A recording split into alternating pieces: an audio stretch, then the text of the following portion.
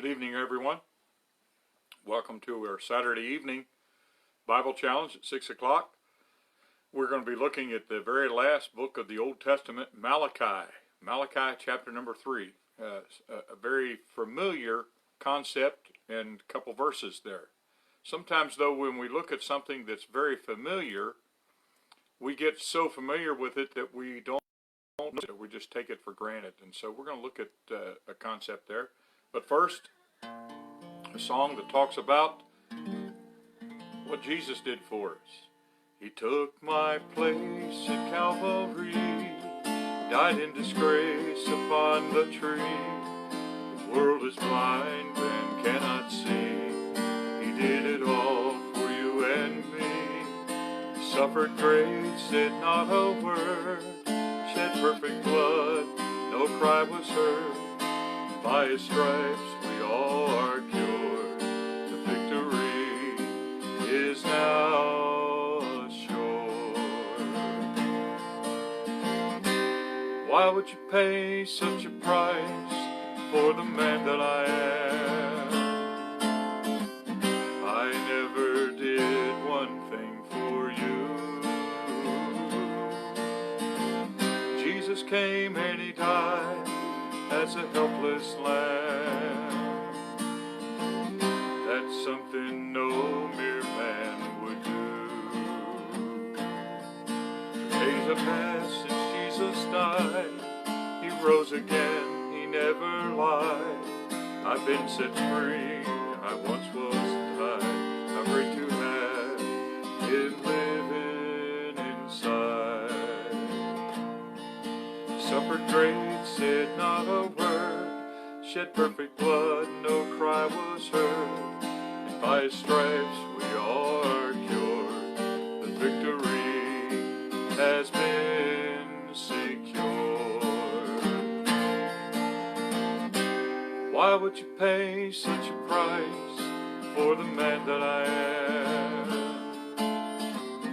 I never did one thing for you. Came and he died as a helpless lamb. That's something no mere man would do. Why would you pay such a price for the man that I am? I never did one thing for you. Jesus came and he died as a helpless lamb. That's something no mere man would do. That's something no mere man would do.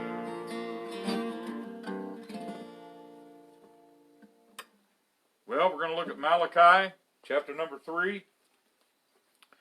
And we're going to start in verse number 8, but before we start in reading, I want to just kind of give you a little bit of background here as to what we're about to read. Malachi, prophet Malachi, was urging the people to stop holding back their tithes and their giving to God.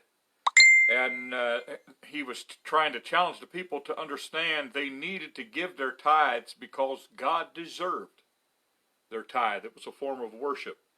And so the tithing system that we've heard as church people so much about, it began back in the days of Moses.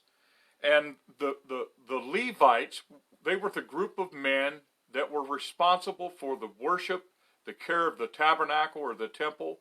And the Levites, they did not get a portion of the land when the land was divvied out to all the tribes. The Levites did not get any. And the Levites instead relied on the tithes.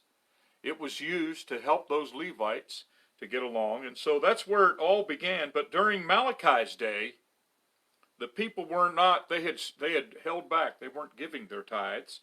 And so the Levites were left with no choice. They went out and began to work outside the church.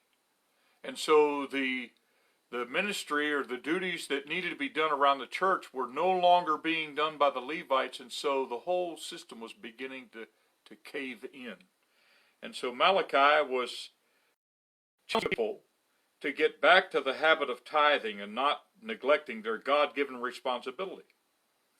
And so everything we have, we need to realize everything we have by God's goodness. And when we refuse to return to Him a portion of what is rightfully His, we are robbing Him. We're stealing what is God's. And so the question is, do you selfishly want to keep 100% of what you've got when God asks of you a tithe, a tenth of what you have? And when we're faced with, right now, things could be tight. Things could be a little more difficult. And when things, anytime things get rough, that's when our faith gets tested. And so if suddenly, maybe for the very first time in years and years, you're saying, I have more bills than money, and God expects me to give part of this to Him? Yes, He does. And now I want you to see what God says. See, this tithe, this giving to God, it's rightfully His, but God is such a gracious God. He says, if you'll just honor me, here's what I'll do for you. So listen, in verse 8, He says, will a man rob God? Yet ye have robbed me. But ye say, wherein have we robbed thee? And so the people are saying, what do you mean we've robbed you, God? And God says, in tithes and offerings. You've held back what you should have been giving to me. And so verse 9 says, you're cursed with a curse, for you have robbed me, even this whole nation. And so God says it's just spread like a cancer throughout the whole land. It seems as if everybody's doing it. Everybody is saying, no, I can't give that to God. And so then God says, you have trouble now. You're living with a curse because you've robbed me. Verse 10, God says, bring ye all the tithes into the storehouse, that there may be meat in mine house. Bring what is mine to my place, and prove me now, or you can live out what I've been saying. Prove me now herewith, saith the Lord of hosts, if I will not open you the windows of heaven, and pour you out a blessing, that there shall not be room enough to receive it. Here just recently, I've had people, there have been a few times people have given me a little bit of money. And I tried to, one lady, I said, no, you don't have to give me that. And she said, God nudged me. You speak of God nudging you. God nudged me and told me. I drove over here. And so what could I say to that? If God was nudging her, I took what she offered to me that day as a gift. And God has spoken to me, and I've turned around. There have been times I've turned around and used some of the money that was given to me, and I've tried to help somebody else out. You can't outgive God.